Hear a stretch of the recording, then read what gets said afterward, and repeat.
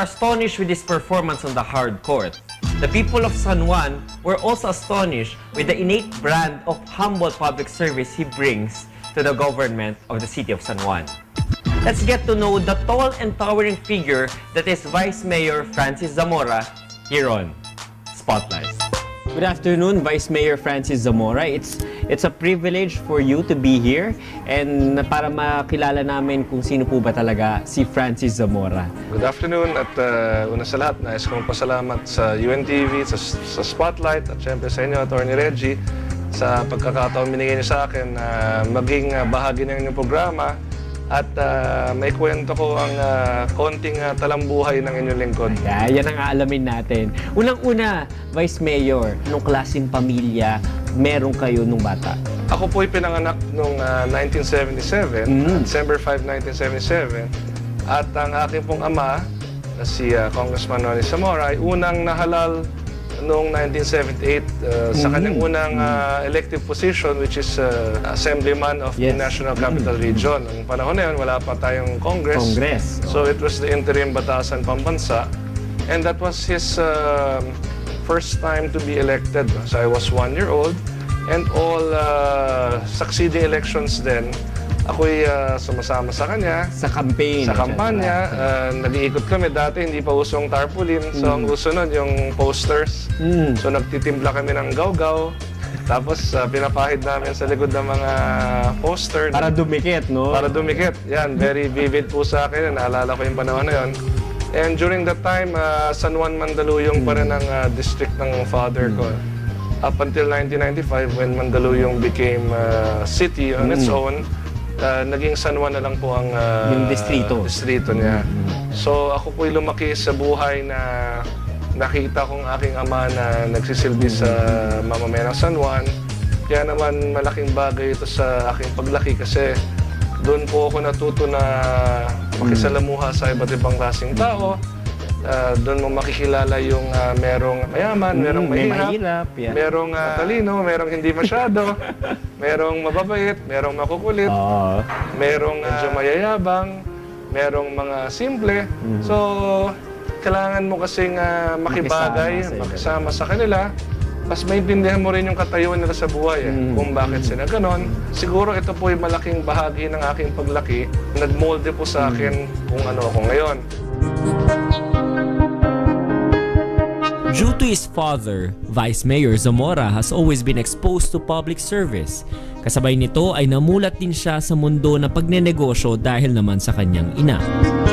Ang aking ina naman ay isang negosyante. Noong dekada 80 at 90, siya ay isa po sa mga medyo naging successful na mga sikat na textile exporter. She was into garments and into the garments industry, and she was exporting to different parts of Europe, to the US, and to Japan, to Germany. Siya naman po yung business side ng aking buhay sapagkat ang aking lola naman po sa aking mommy ay half Chinese. So meron na business blood. Totoo. Namulat ka na rin doon. Namulat ako ron. They each had their own thing. No? My dad was in the government side. He was actually handpicked by then President Ferdinand Marcos when he topped the bar in 1969. When he topped the bar, the President Marcos handpicked him to be part of his cabinet. He was actually one of the youngest ever to serve the cabinet. No? He was Assistant Executive Secretary for Legal Affairs during President Marcos' time, and he has served all throughout several presidents. Time po ni President Aquino, naging congressman siya, hanggang kay President Ramos, and during President Estrada's time, he was appointed as the Executive Secretary, and then after that, became congressman again for another 9 years. He finished his term. Nakadalawang set siya ng 3 terms. After his break from 2010 to 2013, siya naman po ay muling nahalal. So kung titingnan niyo ho yung family background ko, it's really a combination of my mom and my dad. Public service at saka business. Na-enjoy mo naman maglaro nung bata ka. I assume, di ba, dahil napaka-busy ng household ninyo, lagi kang either tumutulong sa tatay mo or tumutulong sa nanay mo. Nung bata ako, pag kampanya ay ako'y sumasama sa aking ama na mag-ikot. Kasama ko ang aming mga campaigners. Yeah. Kumbaga, doon din ako namulat kasi sa klase ng buhay. Meron tayo, no, na hindi naman lahat ng bagay ay maganda. Of course, you wake up to the reality that there are social problems also. Mga ilang taon ka nung nag-umpisa ka? Because the first elections was 1978 and then the next was 1984. I was 7 years old. I remember the elections in 1984. No? My father ran against Assemblyman Neptali Gonzales, who eventually became Senate President. Time naman ng bata rin ako sa mother ko.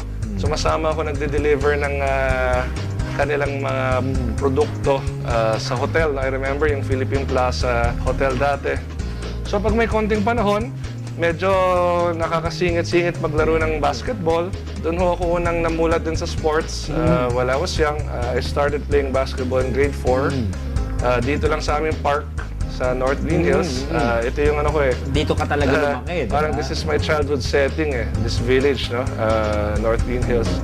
So this is where I started to play basketball. Pag meron mga kapitbahay, of course, yung mga pangkaraniwang laro ng bata dati, bike, Kumampreso. patintero. Yeah. Wala pa naman mga iPad tsaka iPhone noon. So ang games ninyo was really sa kalye or sa basketball court or sa park. Para sa akin, mas masaya yung ganun eh. There's more social interaction as compared to today. It's really just the child and the computer. Ilan kayo magkakapatid? Apat po kami magkapatid. Ako lang ang lalaki. Tapos meron po akong 3 kapatid na babae. Kaya lang po, yung aming panganay ay pumanaw po noong 2008 dahil sa sakit na leukemia. Siya po ay isang abogado at siya po ay 8 years older than me. If she were alive now, she would be 43 years old. I have 2 younger sisters. One is also a lawyer and one is a counselor of Taguig City. So we had our own thing going. Siyempre, mga babae kasi yun. Yes. Iba rin yung interest. Yes. Pero were they protective of you or ikaw yung mas protective sa mga babae mong kapatid? Yung ate ko was very protective of me. Kasi, of course, being the only boy and also being a lot younger than her, she was the type na talagang kung wala yung parents ko, siya yung umahalili, checking on me, making sure that everything is okay. I remember when I was young, siya yung parang strict type din. Yeah.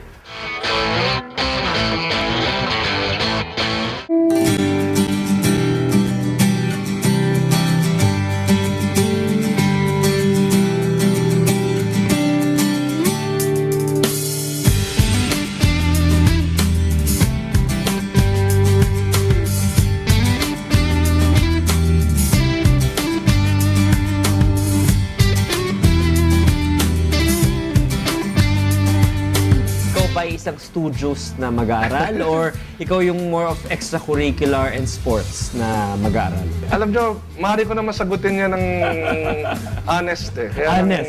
Baka sabihin ng ibang tao, masyado akong mayabang eh.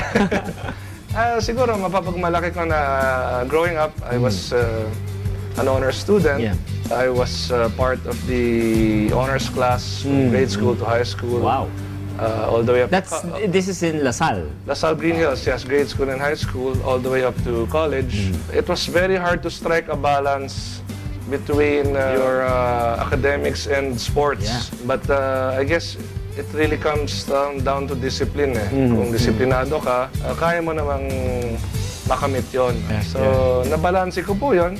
Pag-aaral, tsaka yung paglalaro ng basketball. I believe kasi basketball helps you a lot also in terms of mental and physical discipline. And at the same time, yung being goal-orientedness, yung meron kang gustong i-achieve, kaya mong makamit yon, kinakailangan i-set mo yung direction para sa sarili mo eh. So I don't think being in sports is any reason for you not to do well in school. It can be done.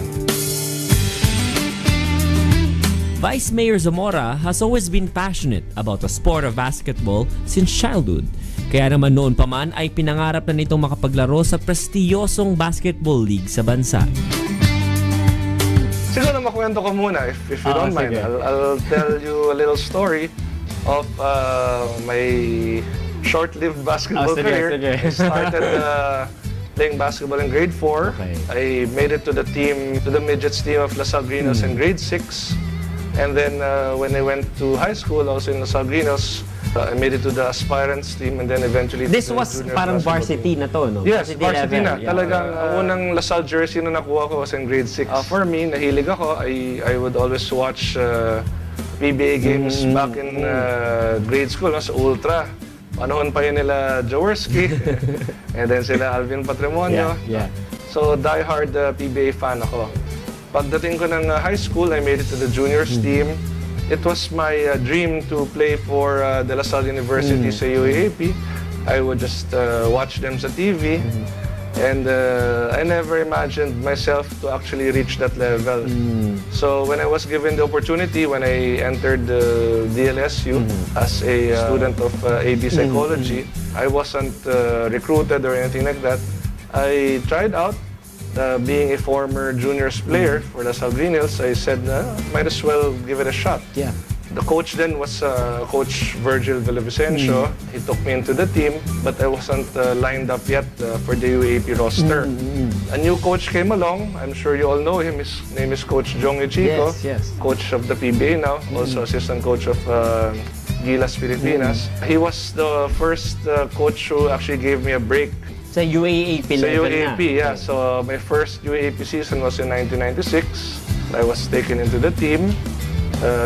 And then in 1997, after a whole grueling year in practice, I was able to make it to the starting 5. I was the starting power forward back in the 1997 team. Nice, yeah. And after consecutive losses to UST, that was 4 consecutive losses. Yeah. We finally knocked them out in 1997 during the Final Four. And we played FPU in the finals that year, 1997. But sorry to say, we lost. But the following year, a new coach came along, si Coach Franz Pumaren. He took over the Team, yeah. the team. And we won the first championship in 1998 against FPU. And then on my last year, 1999, I was appointed as the team captain of the team. And luckily, we were able to win our back-to-back championship, this time against UST. So that was my last playing year in So you were Lasal. geared towards going to PBA at that time? During my last season in UAAP, I was already playing simultaneously in the PBL. I was taken in by Blue Detergent under Coach Binky Favis. That was the time when Asi Taulava went to the PBA. So they had to get new big guys for the team. PBL. Were your parents supportive of you going to professional basketball? Yeah, my dad was always watching the UAP games. No?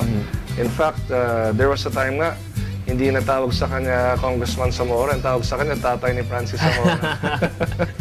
Talagang mahilig siya manood doon. In fact, the 2 championships which we won, kompleto sila. May mom, may dad, may sister. Yung wife ko ngayon, girlfriend ko lang dati. No? Lahat sila nanonood talaga ng games. Even the PBL games, my family would watch. It felt very nice to have your parents, your sister, your wife supporting you. Yeah. So, Mga cheerleaders mo. Cheerleader. Although my dad naman kasi, being the intellectual person that he is, he would always remind me not to lose focus on education, to make sure na matapos ko yung schooling. Determined to reach his dream, Vice Mayor Zamora did his best to excel in the sport. But after years of hard work and determination, he realized that playing in the big leagues may not be his calling. I decided to join the PBA draft in 2001. I was drafted by Santa Lucia under Coach Norman Black. I was asked to wait a while because they were supposed to trade one player, which reality beat me that it never happened. I wasn't signed after being drafted. I was given an offer by a coach that I will never forget and that I will always be grateful to, former Ginebra player Leo Isaac, who took me back into the PBL under their Montana team, Montana Jewels team in the PBL. There I was given the biggest break of my life. I was playing the best basketball I ever played. And I got a call from Coach Ryan Gregorio of the PBA asking me if I had an escape clause in my May contract. contract para dun ka naman. They were offering me na to play in the PBA. Yeah. Sabi ko, ito na siguro yung Break mo. pinapangarap ko. Pero alam mo, Tony, inisip ko rin na hindi ko rin naman maiwan si Coach Leo because kung hindi naman din dahil sa kanya, hindi din naman ako mabibigyan ng break. Correct. So it was one of the hardest decisions in my life. It was choosing between ultimately reaching my dream to be in the PBA or yung maintaining my honor and delicadeza. Correct. I decided to stay with Coach Leo. I in fact consulted Coach Leo about it. He was making me decide. Sabi ko, anong gusto mo? Susuportahan kita, career mo yan. Sabi ko, Coach, hindi ko naman kayo maiwan. Hindi naman din dahil sa'yo, hindi rin naman ako aabot dito. Bagamat hindi nito natupad ang kagustuhan makapaglaro sa PBA, nagbigay daan naman ito upang kanya mapagsilbihan ang kanyang mga kababayan. I really wanted to become a PBA player. But I also came to the reality that not everyone is destined to get there. Coupled with the fact that I grew up in a very public service-oriented background, when I came to age in 2004, prior to the 2004 presidential elections, I already spoke to my father, asking him if I could run for councilor of San Juan. And his answer was, you might not like it, maybe you won't enjoy. I didn't really argue with him. I just said, okay. But after my last playing year in the PBL, which was 2002, my wife and I, with our first child then, she was already born, we went to the United States. I wanted to prepare myself for a better future, so I finished a business management and entrepreneurship program in New York University. And during that time, my wife had taken courses in Parsons and Fashion Institute in New York. So she's more into the fashion side. Vice Mayor Zamora worked as executive director in his father's office. At ito ang kanyang nagsilbing training ground bago tuluyang pumasok sa mundo ng politika.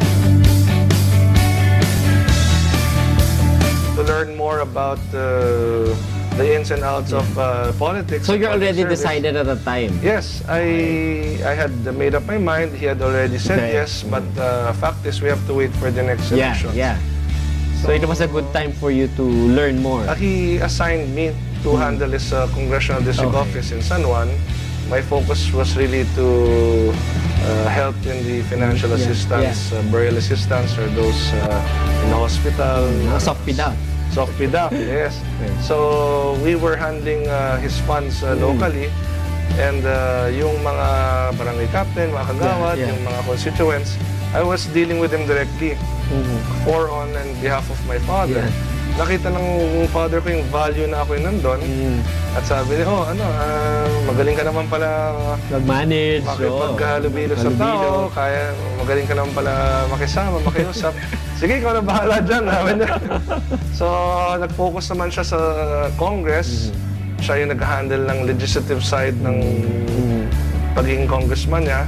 Ako naman yung humawak ng social aspect na to make sure na yung mga pangangailangan ng mamamayan ng San Juan ay natutugunan.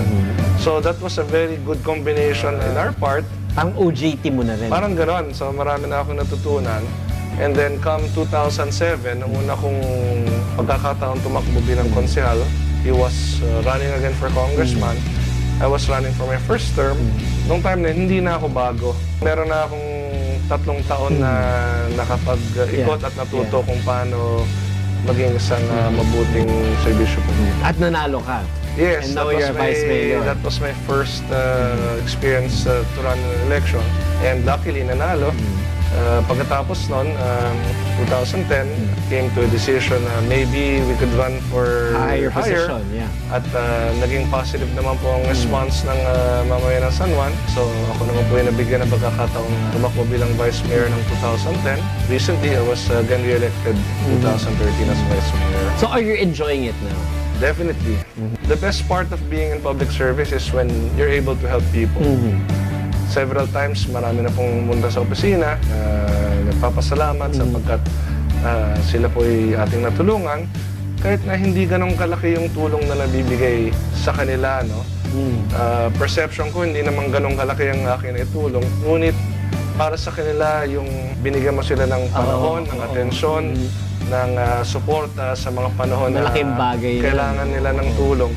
Malaking bagay sa kanila eh. Pag-usapan natin yung family life mo naman. You're very successful in your career sa professional basketball and now as a public servant. How do you manage your time with your family? Well, when I was young, my dad was already in government and my mom was very busy with her export business. I'll be honest with you that I was usually alone at home because they were both busy. Of course, I understand they were making a living for her family. Yes. My dad was doing his best to be the best in government service during the time. My mom had her own export business. So I was left to be alone most of the time. My sister was already in high school or college then. I would always be with the helpers, the drivers. Doon ko na-experience na makisalamuha sa iba't ibang klaseng tao. Nung nagkapamilya na ako, I vowed to myself that when I get married and when I have kids, that I didn't want them to experience that kind of Pero no hard solitude. feelings naman with your parents? No hard feelings. Naintindihan ko naman sila eh. Kasi syempre, kinakailangan nilang And times magtrabaho. were different then. Yes. And sila naman kasi, I'm proud to say that mga self-made Yes. people sila. No? My dad had really focused himself with the core of being well-educated. No? That was really what brought him to where he was, yung solid education and dedication to government. Yung mom ko naman, also very well-educated and very hardworking and resourceful. I don't take it against them. It's just something that they had to do. But when I eventually had my own family, I found myself in a different situation because having parents who have worked hard already, my life was pretty much comfortable. Yeah. So it gave me some leeway to be able to spend more time with my children. It's really more of balancing everything. I think that I have learned how to manage my time well. Being Vice Mayor of San Juan, I'm just within the city. I'm 5 minutes away from City Hall. And since our city is very small, you will travel no less than 10 to 15 minutes to your destination. So you can spend more time like eating breakfast with your Yes, kids. I can go home Early. before or after an event. If my event is in the evening, I go home first, spend some time with them, then leave again. It really is time management.